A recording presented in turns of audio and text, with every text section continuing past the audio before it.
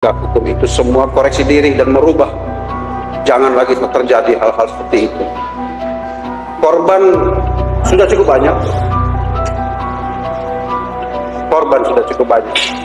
Semua paham maksud saya. Jadi jangan lagi diulangi hal-hal itu karena kepentingan-kepentingan tertentu yang lain, apalagi hanya untuk mengejar target supaya selesai, untuk mendapatkan reward dari pimpinan atas keberhasilan. Itu adalah keberhasilan yang semu, tidak ada artinya. Banyak pengalaman saksi-saksi itu belok keterangannya, Pak. Harusnya memberikan keterangan A, tetapi dengan pengaruh-pengaruh yang kuat kepada si saksi itu membuat dia berubah yang memberatkan orang lain yang. Assalamualaikum warahmatullahi wabarakatuh. Waalaikumsalam. Rekan-rekan, dalam kesempatan ini saya ingin sekaligus memperkenalkan rekan saya, Bapak Napoleon Bonaparte. Beliau alumni UI. Kebetulan beliau juga purnawirawan dari Polri Bintang 2. Nah, kita akan bincang-bincang sebagai UI Podcast ini mengenai hal-hal yang barangkali menjadi pertanyaan di masyarakat, sehingga kita bisa dengar dari pihak orang yang memang bisa memberikan pencerahan untuk jadi pegangan kita. Nah, yang akan kita angkat di sini adalah kasus mengenai Vina yang sudah sekian, saya pakai istilah bombastis ya, yang sudah terjadi sekian ratus tahun yang lalu.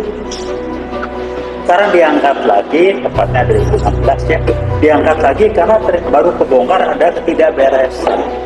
Nah, rekan-rekan, mudah-mudahan ini jadi pembelajaran buat kita dan Pak Napoleon, saya panggil beliau Pak Napo, yang tahu banyak dan bisa memberikan gambaran bagaimana sih situasi cerita sebetulnya yang terjadi. Nanti kita akan dengarkan penjelasan beliau. Barangkali itu bisa sampaikan.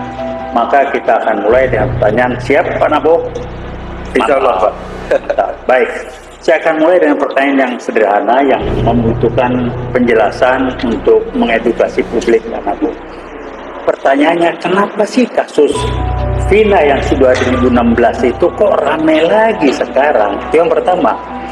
Dan yang kedua, udah rame kok ternyata melibatkan orang-orang yang bukan seharusnya terlibat dan seterusnya. Nanti saya tanya lagi, kira-kira ini kenapa sih Pak?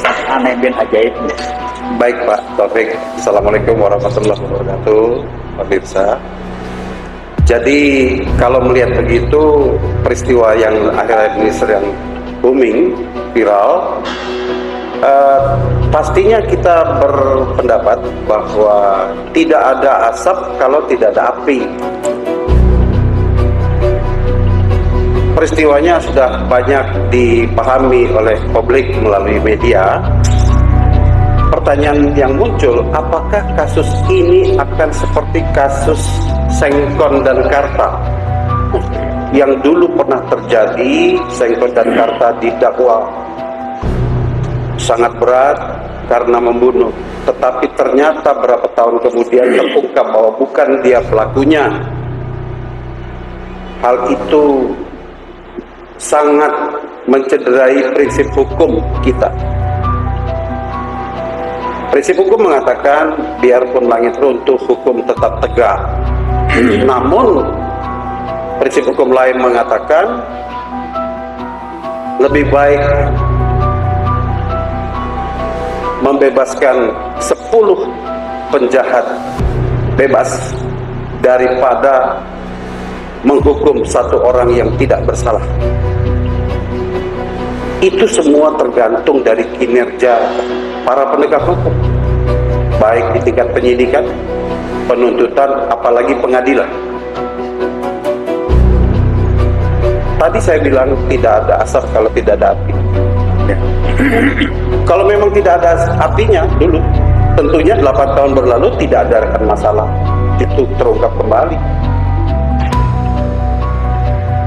melalui komentar-komentar para pelaku yang dulu dinyatakan bersalah.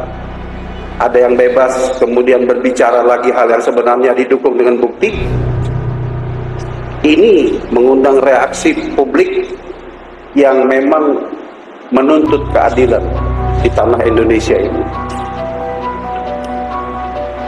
Saya berdoa Pak Taufik, semoga penyidik, penuntut umum maupun hakim pada waktu itu sudah melakukan tugasnya dengan baik, ya, sehingga masalah ini akan selesai kembali normal. Namun apabila tidak, harusnya para penegak hukum itu semua koreksi diri dan merubah. Jangan lagi terjadi hal-hal seperti itu. Korban sudah cukup banyak. Semua paham maksud saya. Jadi jangan lagi diulangi hal-hal itu karena kepentingan-kepentingan tertentu yang lain, apalagi hanya untuk mengejar target supaya selesai, untuk mendapatkan reward dari pimpinan atas keberhasilan. Itu adalah keberhasilan yang semu, tidak ada artinya. Buktinya sekarang muncul kembali. Saya berharap semoga pimpinan Polri hari ini betul-betul mau melakukan pemeriksaan kembali terhadap kasus itu, mendudukkan kepada porsinya tanpa rasa takut resiko apapun yang terjadi. Biarkan yang berbuat atau ikut andil pada saat itu tidak sesuai porsinya dapat ditunjukkan kebenaran yang asli. Jangan bermain-main dengan nyawa, karena nyawa itu akan mengejar terus sampai kemanapun. Terbukti setelah 8 tahun pun masih. Saya termasuk orang yang tidak menangani kasus itu di tahun 2016. Tentunya saya tidak berhak untuk berbicara kasusnya bagaimana yang sebetulnya. Tetapi melalui forum baik ini kita ingin menyampaikan prinsip-prinsip itu kepada adik-adik saya, para penyidik, ya, kepada teman-teman saya yang sekarang bertugas di Kejaksaan maupun Pak Hakim yang mulia sebagai wakil Tuhan. Jangan hanya mengejar kepentingan yang lain kemudian mengamini hal-hal yang seharusnya tidak diamini demi kepentingan apapun. Begitu Pak. Ya.